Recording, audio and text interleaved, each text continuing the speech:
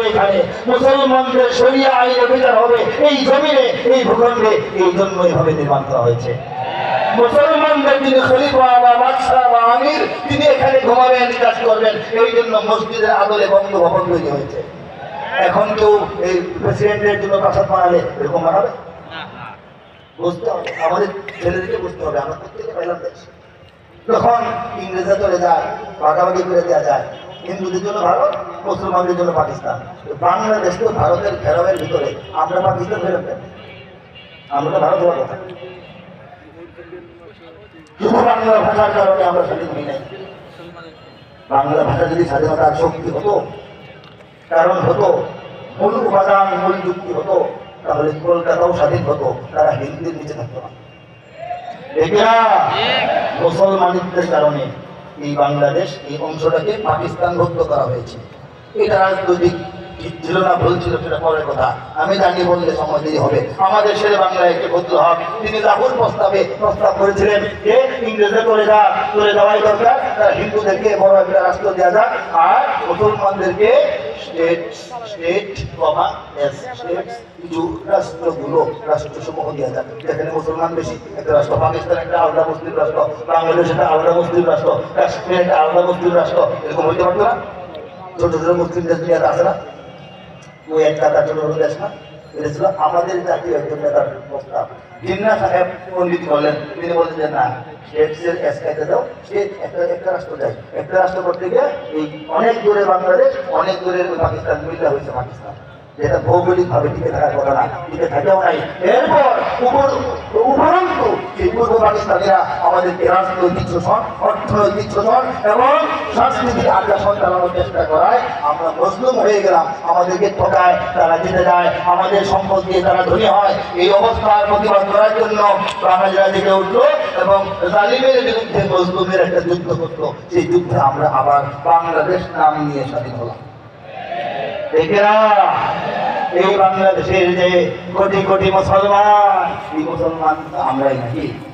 আমাদের না আছে কোনো শক্তি, না আছে টাকা পয়সা, না আছে বিদেশি প্রভু, না আছে মিডিয়ার সহযোগিতা, না আছে ভালো কোনো সংগঠন, না আছে যোগ্য বেশি নেতা। যারা আছেন তাদের মধ্যেও নাই মিল, মোহাম্মত, ভালোবাসা, ঐক্য। ঠিক না বলেন? আমরা একটা আন্দোলন, একটা বিপ্লব, একটা জাগরণ, একটা অভ্যুত্থান, একটা বিশাল মিশনকে চালিয়ে নেওয়ার যা যা উপাদান লাগে, কোনোটাই আমাদের নাই।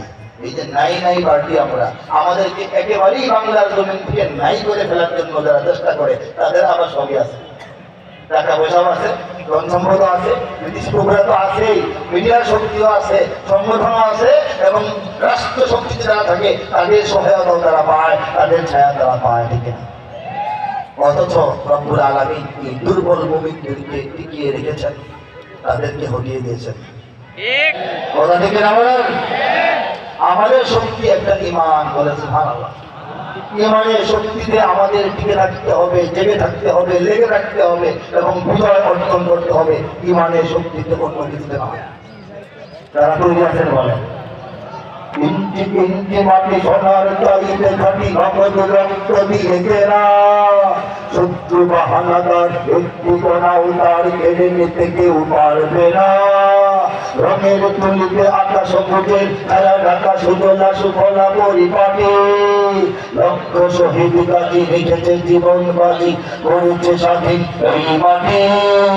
বাংলাদেশ আমার, বাংলাদেশ আমার, বাংলাদেশ সবার প্রাণ। ধন্য ধন্য আমি সবার চাইতে দামি বাংলা মাটির সন্তান। বাংলাদেশ আমার, বাংলাদেশ আমার, বাংলাদেশ খোদার দান। সোনার জন্মভূমি তোমার জন্য আমি জীবন দিয়েছি বলবান। দেখরা, চারিদিকে দুশ্মন আছে নাই? চারিদিকে দুশ্মন, ভেঙো না মন, সাহস জমিয়ে রাখো বুকে। ইমান চিন্তা করে জিহাদের হুঙ্কারে পরাজিত করো শত্রুকে। দেখো সঙ্গী সরলা, ইমান চিন্তা করে জিহাদের হুঙ্কারে পরাজিত করো শত্রুকে।